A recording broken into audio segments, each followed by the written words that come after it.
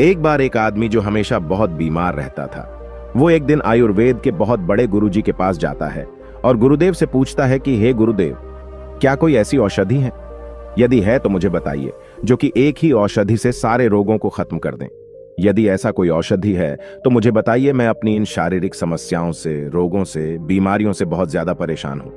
तब गुरुदेव बोले, अगर तुमने ये पूछा होता कि क्या कोई ऐसा उपाय है जिन्हें करने से सारे रोग खत्म हो जाए, तो मैं कहता हाँ, ऐसा उपाय है, पर एक ही औषधि जो अनेक रोगों में, बीमारियों में काम करे, ऐसी कोई औषधि बनी ही नहीं है। पर एक ऐसा उपाय है। तब वह व्यक्ति बोला, ठीक है गुरुजी, आप वो उपाय के बारे में हमें बताने की कष्ट करें। तब वो गुरुदेव बोले, आज मैं तुमको ये बताऊंगा कि हम कैसे अपने पूरे स्वास्थ्य को ठीक रख सकते हैं और शरीर की कोई सी भी कितनी भयानक बीमारी से बच सकते हैं। तो ये तरीका है अपने शरीर की प्रकृति को समझना, अपने शरीर की प्रकृति को हमेशा संतुलित रखना। इससे आपका बल भी बढ़ेगा, सौंदर्य भी बढ़ेगा, हर प्रकार से आपको इससे लाभ मिलने वाला है। तो आपको करना क्या है? वात, पित्त और कफ, इस सिद्धांत को अच्छे से समझना है। फिर गुरुवर उस व्यक्ति से कहते हैं कि पहले सिद्धांत में आप ये समझो कि हमारे शरीर की प्रकृति कैसी है, प्रकृति के लक्षण क्या होते हैं, असंतुलित है तो उसे कैसे संतुलित किया जा सकता है। फिर वो गुरुवर बोले, सबसे पहले तुम्हें यह समझना चाहिए कि वात प्रकृति की स्थिति में आपके बालों पर, आपकी आंखों पर और आपकी त्वचा पर प्रभाव पड़ता है।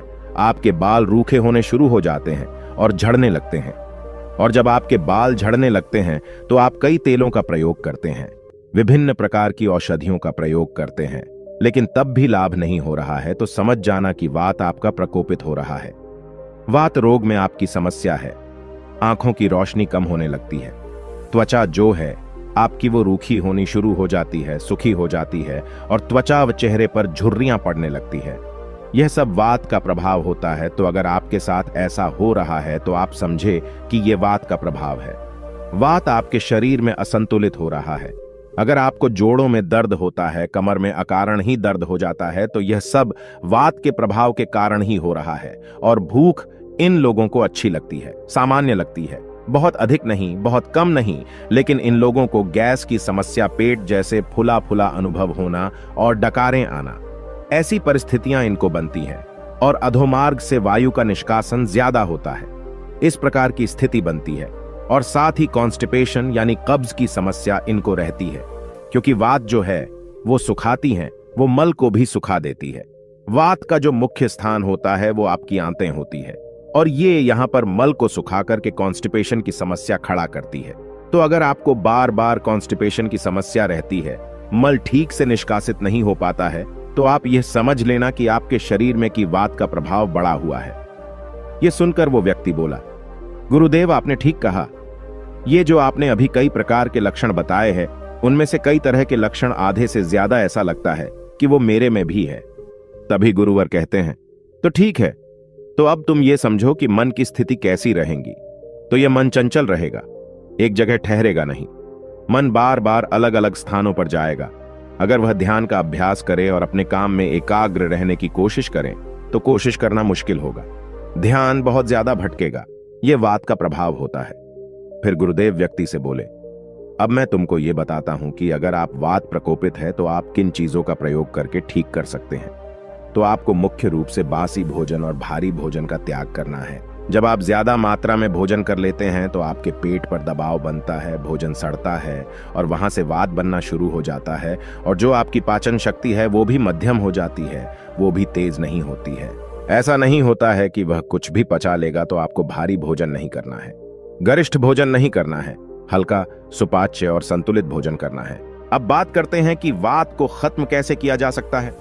इसमें आपको गाय के देसी घी का प्रयोग करना है। जब आप गाय के देसी घी का प्रयोग करते हैं तो इससे आपके वात का प्रभाव कम होता है। और साथ ही साथ आप तिल के तेल का प्रयोग करें। तिल का तेल आप भोजन में प्रयोग कर सकते हैं। तिल के तेल की आप शरीर में मालिश करते हैं तो वो भी अत्यंत लाभकारी होगा। और जब आप तिल के तेल को रात्रि में सोने से पहले 1 चम्मच मात्रा में लेते हैं तो वह कॉन्स्टिपेशन के लिए भी अच्छा है और आपके वात के प्रभाव को शांत करने के लिए भी अच्छा है। व्यायाम इसमें कितना करना है? तो आपको बहुत ज्यादा व्यायाम नहीं करना है।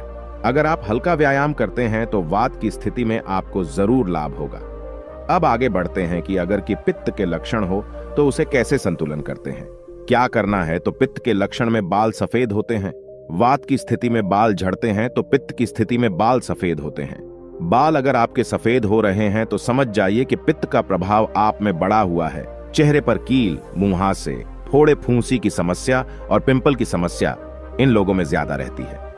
साथ ही जो ये लोग भोजन करते हैं, अगर उसमें मिर्च मसाले वाली सब्जी ज्यादा होगी तो यह और भी अत्यधिक नुकसान पहुंचाता है। इसलिए इन लोगों को मिर्च मसालों का त्याग करना है। फास्ट फूड, जंक फूड, बहुत ज्यादा तेल में तली हुई चीजों का तो त्याग करना होता है। अगर आप अच्छा सुपाच्य भोजन करते हैं तो आपके इसे लाभ होगा। अगर आपको एसिड बहुत बनता है, खट्टी डकारें आती है और कब्ज की बहुत ज्यादा समस्या होती है तो ऐसा समझे कि आपका पित्त प्रकोपित है। पित्त की समस्या है तो पाचन का विकार हो सकता है। तो ऐसे में आपको सबसे पहले ध्यान देना होगा आहार में। आपको अपने आहार का ध्यान रखना होगा। आपको एसिडिक चीजों का प्रयोग कम से कम करना होगा और अल्कलाइन यानी क्षारीय चीजों का प्रयोग आपको ज्यादा करना है। अगर आप एसिडिक चीजें ज्यादा खाएंगे तो आपके शरीर में जो पित्त बढ़ा हुआ है वह और भी ज्यादा बढ़ जाएगा, जिससे समस्याएं और बढ़ेगी। अगर आप एसिडिक चीजों की जगह एल्कलाइन चीजों को ज्यादा खाओगे, जैसे कि हरी सब्जियां, फल, फूल आपको ज्यादा खाना है, नारियल पानी पीते हैं, जूस पीते हैं, पेठे का जूस पीते हैं, लौकी का जूस पीते हैं, अगर आप ऐसी चीजों का सेवन करते हैं तो आपकी जो पित्त की समस्या है वो बहुत जल्दी ठीक होना शुरू हो जाएगी। अगर आपको शुगर की समस्या है तो वह भी ठीक होना शुरू हो जाएगी। इस समस्या में आपको एसिडिक डाइट को काम करना है और एल्कलाइन डाइट को बढ़ाना है। अम्लीय जो चीजें हैं उनको कम करते जाना है। और फिर गुरुदेव बोले तो इस प्रकृति को ठीक कैसे किया जाए, तो इसका सीधा सा उपाय है गाय का मक्खन। अगर आप गाय का मक्खन प्रयोग करते हैं तो इसमें बहुत अच्छा होता है। गाय का घी, गाय का मक्खन, मिश्री मिलाकर उसका प्रयोग करने से आपको बहुत फायदा होता है और साथ ही इसमें अधिक फल, सब्जियों का प्रयोग करना आवश्यक होता है।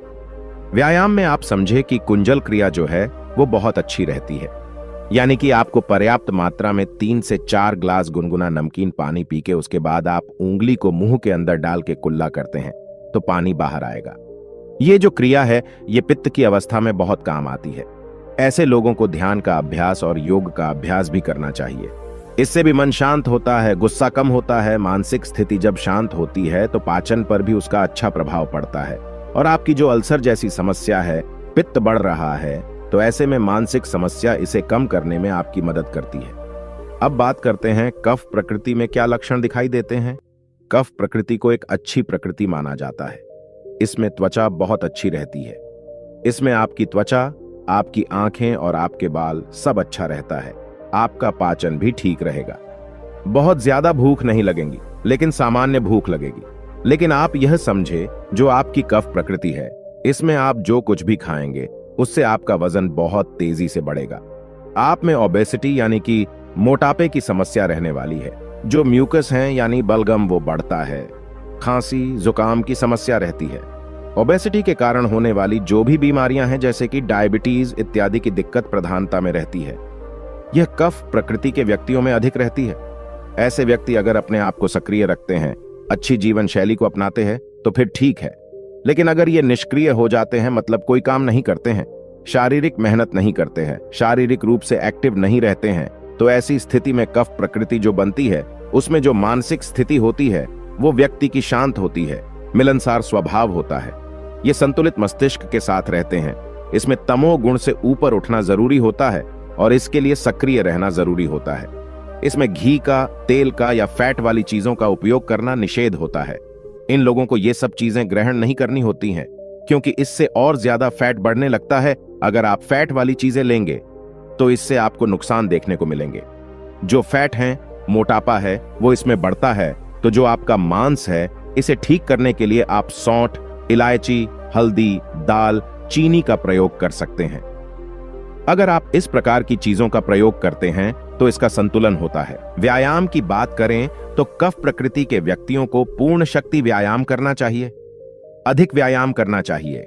ऐसा व्यायाम करना चाहिए जिससे कि उनके शरीर से पसीना निकले, जिससे कि उन्हें थकान का अनुभव हो। ऐसा व्यायाम उनके लिए उपयोगी रहेगा।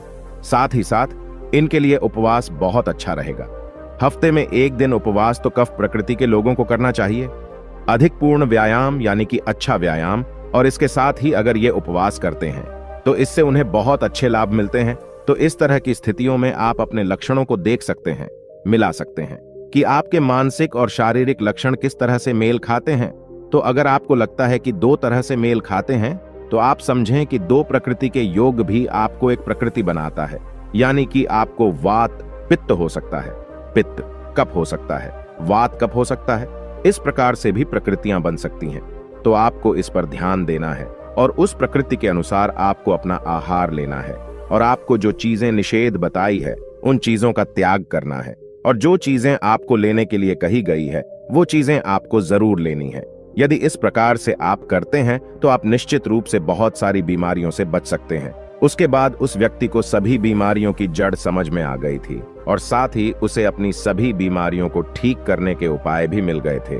और अब उस व्यक्ति ने गुरुदेव को धन्यवाद दिया और उस जीवन शैली को अपने जीवन में लागू करने का प्रण लिया, और फिर वहां से गुरुदेव से आज्ञा लेकर चला गया।